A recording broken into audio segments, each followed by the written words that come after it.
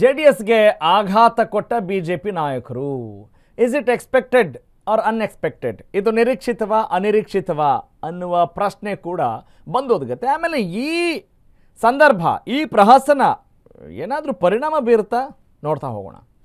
S, ಒಟ್ನಲ್ಲಿ ದಳಪತಿಗಳಿಗೆ big shock ಕೊಟ್ಟಿದೆ ಕೇಸರಿ ಪಡೆ.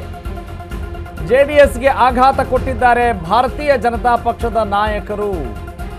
At this point of time this is significant news.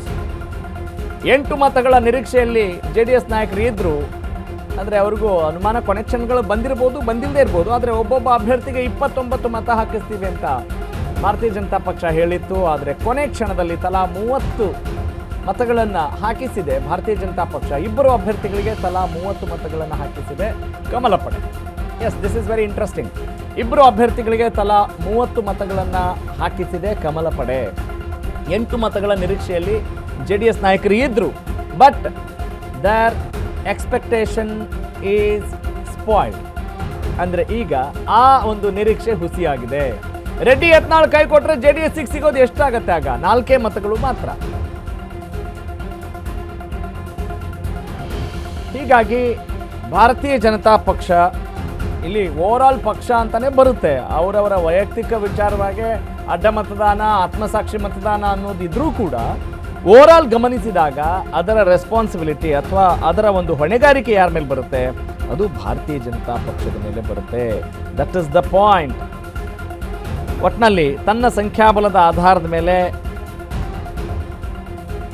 S, ಇಬ್ಬರು ಅಭ್ಯರ್ಥಿಗಳಿಗೆ ತಲಾ 30 ಮತಗಳನ್ನು ಹಾಕಿಸಿದೆ ಕಮಲ ಪಡೆ. ಆದರೆ 8 ಮತಗಳ ನಿರೀಕ್ಷೆಯಲ್ಲಿ JDS ನಾಯಕರು ಇದ್ದರು.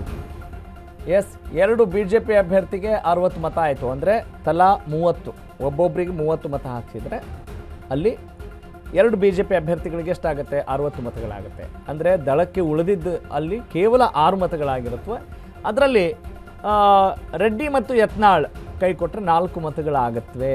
ಹಾಗಾಗಿ JDSಗೆ ಓವರಾಲ್ ಎಷ್ಟು ರಿಕ್ವೈರ್ಡ್ ಇರುತ್ತೆ ಅಂತ ಹೇಳಿದರೆ ಓವರಾಲ್ ವೋಟ್ಸು ಅಲ್ಲಿ 10 ವೋಟ್ಸ್ ಇರುತ್ತೆ ಅಲ್ವಾ? ಯಾಕೆಂದರೆ ದಳಕ್ಕೆ ಉಳಿದಿದ್ದು 6, ರೆಡ್ಡಿ ಮತ್ತು ಯತ್ನಾಳ್ ಕೈ ಕೊಟ್ಟರೆ ಮತ್ತೆ 4, ಅಂದರೆ 10 ಮತಗಳು ಬೇಕೇ ಬೇಕಾಗಿರುತ್ತೆ.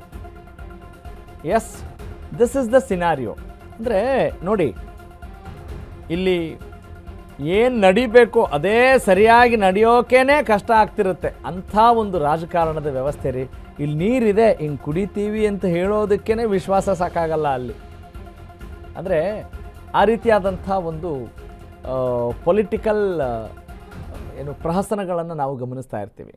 ಹಾಗಾಗಿ ಇದಕ್ಕೆ ಏನು, ಇದ್ರ ಗ್ರಾಮರ್ ಏನು, ಇದ್ರ ಗ್ಲ್ಯಾಮರ್ ಏನು, ರಾಜಕಾರಣದ ವ್ಯಾಕರಣ ಏನು ಅಂತ ನೋಡ್ತಾ ಹೋದಾಗ ನಿಜಕ್ಕೂ ಕೂಡ ಬಹಳ ಬಹಳ ಆಶ್ಚರ್ಯ ಆಗೇ ಆಗುತ್ತೆ. ಏನಪ್ಪ ನಮಗೆ MLA ಯಾರು ಬೇಕೋ ಅವ್ರಿಗೆ ಹಂಗಿಲ್ಲ, ಇದು ಆ ಥರ ಅಲ್ಲ. ಓಕೆ, ಎಸ್, ಇದೇ ವಿಚಾರಕ್ಕೆ ಸಂಬಂಧಪಟ್ಟ ಹಾಗೆ ನನ್ನ ಕಲೀಗ್, ನಮ್ಮ political correspondent is on live. Yes, who is Jeevan. Okay Jeevan, ರಾಜಕಾರಣಿಗಳ ಈ ರಾಜಕೀಯ ಜೀವನವೇ ಬಹಳ ಇಂಟ್ರೆಸ್ಟಿಂಗ್ ಆಗಿರುತ್ತೆ. ಅದರಲ್ಲೂ ಈ ಚುನಾವಣೆ ಅಂತ ಬಂದಾಗ, ಅದರಲ್ಲೂ ಪರಿಷತ್ ಚುನಾವಣೆ ಅಂತ ಬಂದಾಗ ಈ ರೀತಿಯ ಸುದ್ದಿನ ನಾವು ಯಾವಾಗಲೂ ಕೇಳ್ತಾ ಇರ್ತೀವಿ. ಇಷ್ಟು ಮತಗಳು ರಿಕ್ವೈರ್ಡ್ ಇತ್ತು, ಆದರೆ ಅಷ್ಟು ಬರಲಿಲ್ಲ, ಇವರು ನಮಗೆ ಮೋಸ ಮಾಡಿಬಿಟ್ರು ಅಂತ ಅರ್ಥನಾ JDS BJP ಮೇಲೆ, ಅಥವಾ ಇದು ಎಕ್ಸ್ಪೆಕ್ಟೆಡ್ಡಾ ಅನ್ಎಕ್ಸ್ಪೆಕ್ಟೆಡ್ಡಾ? What you say?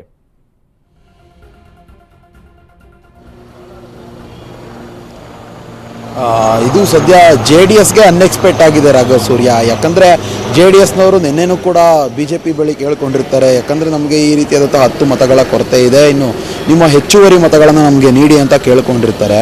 ಆದರೆ ಇಲ್ಲಿ 30 ಮತಗಳನ್ನು BJPನವ್ರಿಗೆ ಏನೊಂದು ಮತದಾನ ಮಾಡಿರೋದ್ರಿಂದ ಇಲ್ಲಿ JDS ಅವ್ರಿಗೆ ಅನ್ಎಕ್ಸ್ಪೆಕ್ಟೆಡ್ ಆಗಿ ಒಂದು ಆಘಾತ ಆಗಿರೋವಂಥದ್ದು.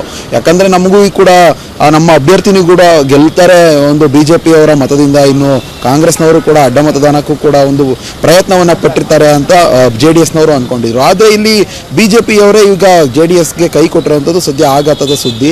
ಇದರ ಜೊತೆ ಏನು JDS ನಾಯಕರು ಅಂದ್ಕೊಂಡಿದ್ರು, ಅಂದರೆ ಅವರ ಪಕ್ಷದವರು ಕೂಡ ಈಗ ಆನೂರು ಮಂಜುನಾಥ್ ಆಗಿರ್ಬೋದು, ಇನ್ನು GT ದೇವೇಗೌಡರಾಗಿರ್ಬೋದು, ಅವರ ಪಕ್ಷದ ಓಟ್ಗಳೇ ಇನ್ನು ಅವ್ರಿಗೆ ಬಿದ್ದಿದೆ ಅನ್ನೋ ಒಂದು ಕನ್ಫರ್ಮೇಷನ್ ಕೂಡ ಅವ್ರಿಗೆ ಸಿಕ್ಕಿಲ್ಲ. ಯಾಕಂದರೆ ಎಲ್ಲ ಶಾಸಕರು, ಅಂದರೆ ಏನು 18 ಶಾಸಕರಲ್ಲಿ 15 ಶಾಸಕರು ನಿನ್ನೆ ಏನು ರೆಸಾರ್ಟ್ನಲ್ಲಿ ಇರ್ತಾರೆ, ಅಲ್ಲಿಂದ ಬಂದು ಒಂದು ಬಸ್ನಲ್ಲಿ ಅವರು ಎಲ್ಲರೂ ಒಟ್ಟಿಗೆ ಬಂದು ಒಂದು ಮತದಾನವನ್ನು ಮಾಡಿರುವಂಥದ್ದು. ಅದಾದ ಬಳಿಕ ಜಿ ಟಿ ದೇವೇಗೌಡರಾಗಿರ್ಬೋದು, ಮಂಜುನಾಥ್ ಆಗಿರ್ಬೋದು ಸಪ್ರೇಟ್ ಬಂದು ಬೆಳಗ್ಗೆನೇ ಒಂದು ಮತದಾನವನ್ನು ಮಾಡೋಗಿರ್ತಾರೆ. ಇನ್ನು ಇದರಲ್ಲಿ ಗೊತ್ತಿರೋ ಹಾಗೆ ಜಿ ಟಿ ದೇವೇಗೌಡರು ಕೂಡ ಹೇಳ್ತಾರೆ, ಆತ್ಮಸಾಕ್ಷಿಗೆ ನಾನು ಮತದಾನವನ್ನು ಹಾಕ್ತೀನಿ. ಇಲ್ಲಿ ಎಲ್ಲೋ ಒಂದು ಕ್ಲಾರಿಟಿ ಎಲ್ರಿಗೂ ಕೂಡ ಮಿಸ್ ಆಗಿರೋವಂಥದ್ದು. ನಮ್ಮ ಪಕ್ಷ ಆದರೂ ಕೂಡ ಅವರು ಎಲ್ಲೋ ಒಲ್ಲದ ಮನಸ್ಸಿನಲ್ಲಿ JDS ವಿನ್ ಆಗುತ್ತೆ ಅಂತ ಕೂಡ ಹೇಳಿದಾಗೆ ಕಾಣ್ತಿದೆ ಜಿ ಟಿ ದೇವೇಗೌಡರು. ಯಾಕಂದರೆ ಆತ್ಮಸಾಕ್ಷಿಗೆ ಮತ ಹಾಕಿರೋರು JDSಗೆ ಮತ ಹಾಕಿದ್ದೀನಿ ಅಂತ ಯಾಕೆ ಕೇಳಲಿಲ್ಲ ಅನ್ನೋ ಒಂದು ಅನುಮಾನಗಳು ಇದರಲ್ಲಿ ಕಾಣುತ್ತೆ ರಾಘವ್ ಸೂರ್ಯ.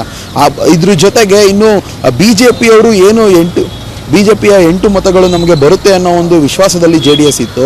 ಸದ್ಯ ಅವರು 30 ಮತಗಳನ್ನು ಒಬ್ಬ ಅಭ್ಯರ್ಥಿಗೆ ಅಂದರೆ BJP ಅಭ್ಯರ್ಥಿಗೆ ಹಾಕ್ಸಿರುವಂಥದ್ದು JDSಗೆ ಶಾಕ್ ಕೊಟ್ಟಿದೆ ರಾಘವ್ ಸೂರ್ಯ.